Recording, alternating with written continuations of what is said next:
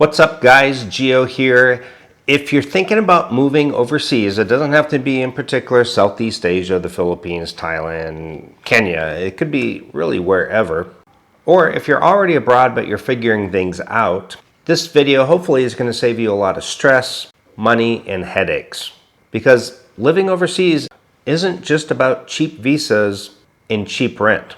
It's about systems. And I've seen people fail overseas because they've run out of money.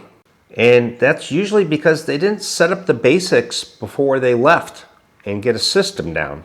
So today I'm going to break down how to set yourself up for success living overseas, and that's going to be including mail, phone numbers, banks, credit cards, VPNs, and the stuff nobody tells you about until it's too late. So let's go ahead and get into it.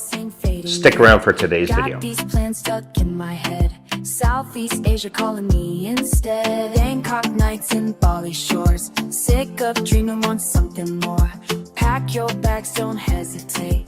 Gio, let's go before it's too late. Okay, so I think the first thing I want to mention is, and I did this too, I blew through a lot of money when I first moved to the Philippines. The first 6 months was just like, oh, it's so cheap compared to the US. Okay, I just kept the money flowing, So I think the first mistake is people living overseas and treating it like it's one big long vacation. If you're living abroad, listen, you're still going to have bills. You still have logins. You still have banks, government accounts, and verification codes. So really, your life gets international, not simpler. In fact, it gets a little more difficult in some areas. So the goal is to keep your home infrastructure intact while enjoying a better life overseas. And I think everything I'm going to explain in today's video supports that idea. All right, so number one, I think a traveling mailbox is critical. Now, if you have a family member who can receive your mail and take care of that for you, that's fantastic. But for me, the traveling mailbox is so much better. I don't need to harass anybody. They scan my mail, they can fax something, they can forward something to me, receive packages and forward packages to me.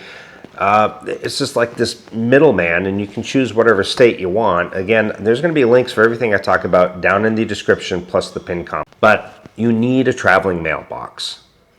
Priority number one. Because once you leave your home country, banks still need to send letters. Credit cards expire. Government documents show up. IRS, DMV, Social Security, they don't email you. So a traveling mailbox gives you a real physical address. Again, like I said, it scans your mail, lets you view it online. Maybe you just want to download the PDF of it. You don't really need the letter, so then you can shred it or you can hold it. And you can forward any items you need anywhere in the world. And it gives you a drop down of different options. Like if I need a credit card, I'm like, they send it out to my traveling mailbox, but I need it like quick. I can have it here in Kenya, Nairobi, in 3 days. And this is going to prevent missed bank notices, account shutdowns, identity issues, panic phone calls from overseas. I've personally used this for years now, I think of around 4 years now. And I would never live abroad without one. I wouldn't count on a family member taking care of this. The first few years when I lived in the Philippines, I had my mom do it, and it was just too much. So I think if you don't do this, you're basically blind to your own paperwork. Number two, I messed up on this too, and that is maintain your home country phone number.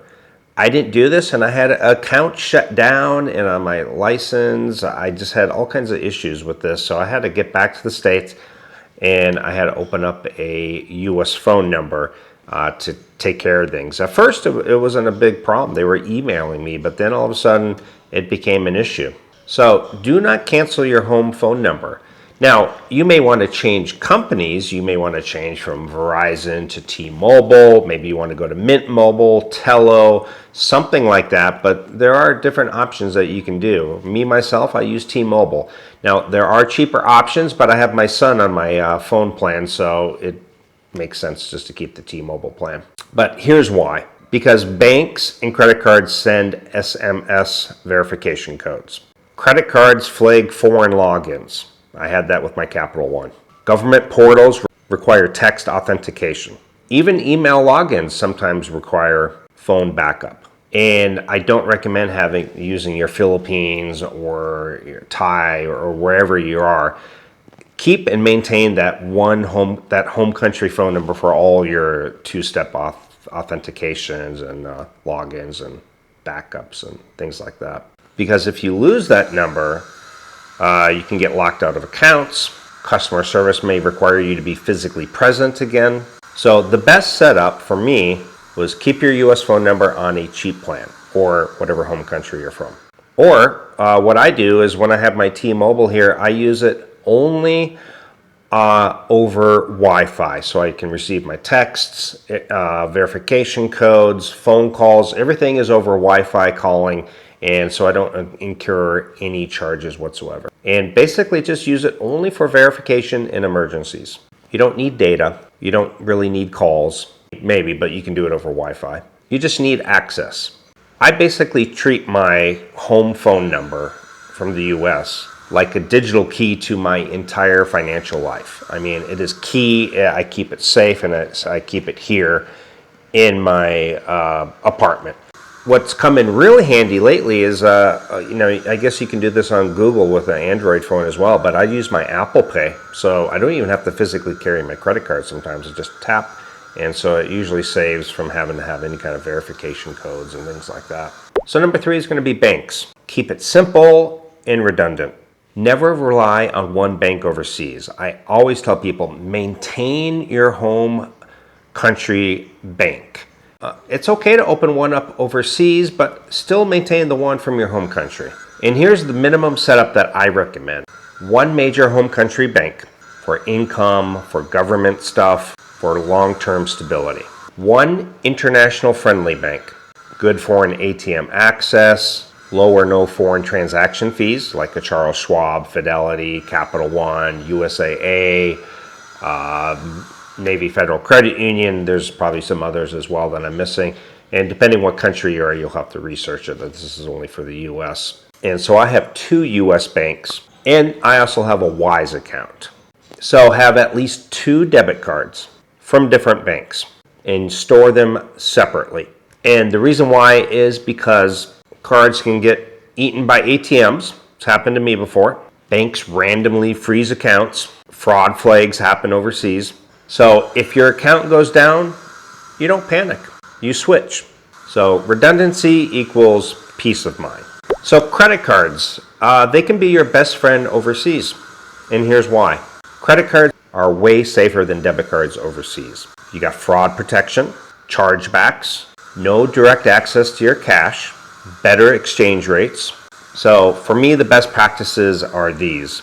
Use cards with no foreign transaction fees. The one I recommend is listed down below, and also the pinned comment. Notify banks that you're living abroad. Have at least 2 credit cards, and keep one as an emergency backup. Same as the debit cards, you keep one with you, or like I said, I keep it on my Apple Pay, so I don't even have to physically keep the card with me, and one stays at home, safely secured. I personally put almost everything on credit cards overseas and pay them off on a monthly basis. And the great thing, like for example, my Capital One, the links again down below, I get cash back, and I get a higher cash back when I use it for groceries, and then I just pay the bill off, and then I'm getting cash back at the same time. So if something goes wrong, it's their money, it's not mine. Next one is a VPN, and this is non-negotiable. Just here in Kenya in the last month, I've had to use my VPN several times. I had to use it to log into several different accounts, and I use it on my TV for streaming to get all the stuff that I want to watch. Again, the one I recommend is listed down below. It's going to protect your data on public Wi-Fi, prevents banks from blocking foreign logins, lets you access home country services, keeps your accounts from getting flagged. So I use a VPN daily for banking, email, cloud accounts, financial logins. This isn't really about hiding anything, it's just about consistency. And banks like predictable behavior. So the next thing is online accounts and security. Before leaving your home country, update all emails, add backup emails, enable 2-factor authentication, store your passwords securely, and screenshot account recovery info. Also use one email for financial accounts. Don't scatter logins everywhere. Try to keep things as organized as possible. I have so many friends who have so many different passwords for so many different accounts and connected to different emails, some connected to their Philippines phone number, others to the US, and it gets really, really confusing. Try to be consistent with it. It's going to make it much easier on you. Trust me, trying to recover an account while overseas is 10 times harder. All right, so money access overseas. You got to plan out how you will actually get cash. Know ATM limits of the country that you're in. Know the daily withdrawal caps. Test ATMs early on to see which banks work, because here in Kenya, it seems to work. Like I only have like this 1 or 2 banks that seem to work with my card. And never wait until you're low. So I always keep some local cash, some US dollars, and backup cards in different locations. As I mentioned earlier, I got 1 credit card, 1 debit card stored in a separate location. Also, I'll have my Wise account stored as well. And the Wise account, even here in Kenya, I use it to pay my rent. It goes directly into the owner of this apartment's account. Boom, done. I don't even have to deal with cash. I don't have to go to the ATM. I do the same thing in Thailand. I did the same thing in the Philippines. I did the same thing when I lived in Vietnam. Overseas life rewards people who plan ahead, not react. So my final advice on this is living overseas can be incredible. I mean, this has been an amazing journey so far for me. Again, I've lived in the Philippines, I lived in Vietnam, Thailand.